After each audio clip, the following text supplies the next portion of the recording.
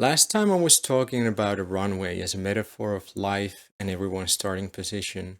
Everyone needs a checklist for takeoff, and I've been thinking what is mine, and I wanted to come up with something that anyone can use who's thinking about changing their life and building their own business. I have 46 days before leaving the country, so the clock is ticking, and I need to start ticking off boxes from my own checklist in order to lift my business off the ground. I came up with a checklist that has three parts. First, source of income. Second, money management. Three, content strategy.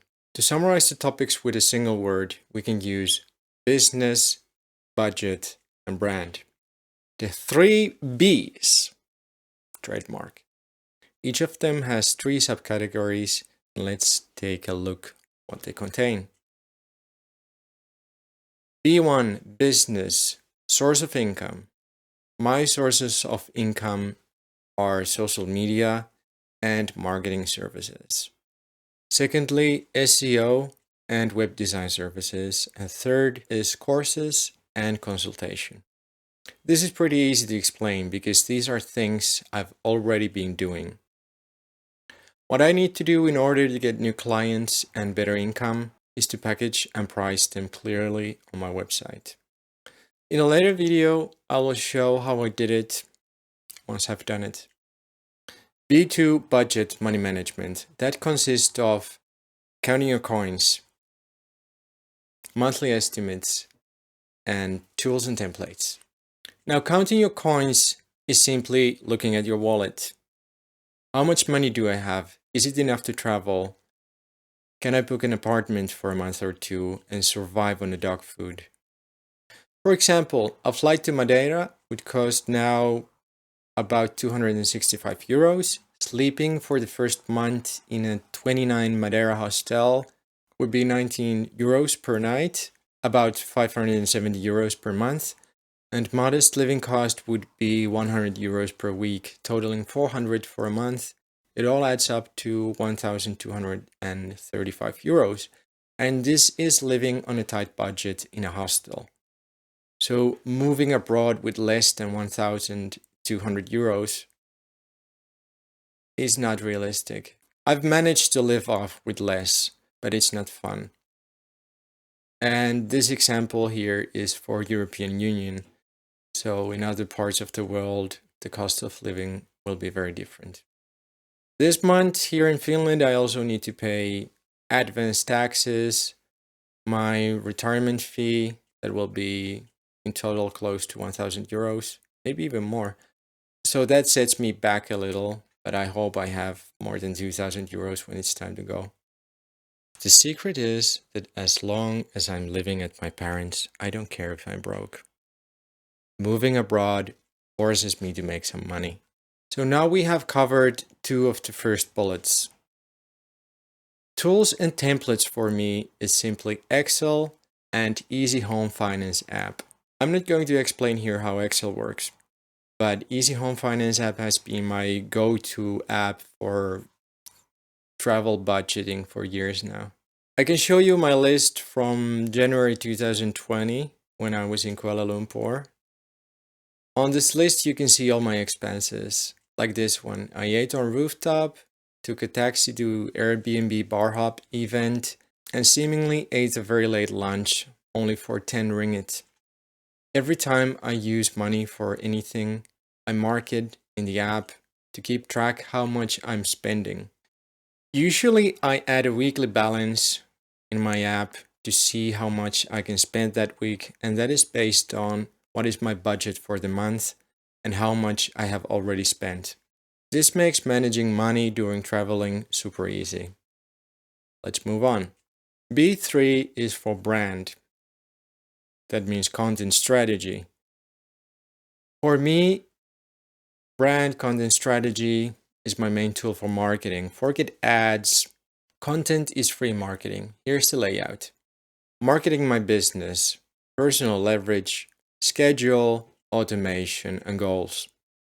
In order to make money, people need to know that I exist and that I offer some services and products.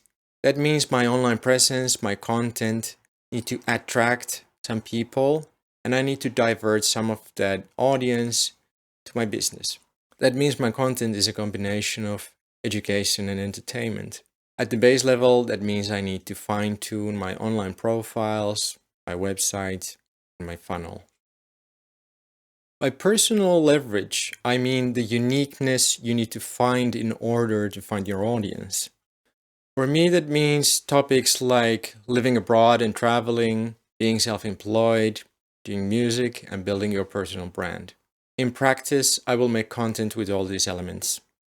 Okay, schedule, automation, and goals. My priority is social media and creating content. And it all boils down into routines and habits. For my content schedule, I've laid out the following plan. 2 YouTube videos per week. 2 Instagram posts per week. 2 TikTok videos per week. YouTube on Mondays and Fridays, Instagram on Tuesdays and Saturdays, and TikTok on Wednesdays and Sundays. This makes it simple, no guessing. A simple schedule that is not overwhelming. By automation, I mean any sort of tools that can actually speed up the process of creating content. For example, that can be a folder on your computer where you have all the assets you use for making YouTube videos. Say the tags you usually use for keywords, all the logos or the sound effects, all the pictures and all your branded material, and animations or transitions, anything that you usually need when you're doing videos. And by just having that one folder can actually reduce the time in half instead of finding all these files online.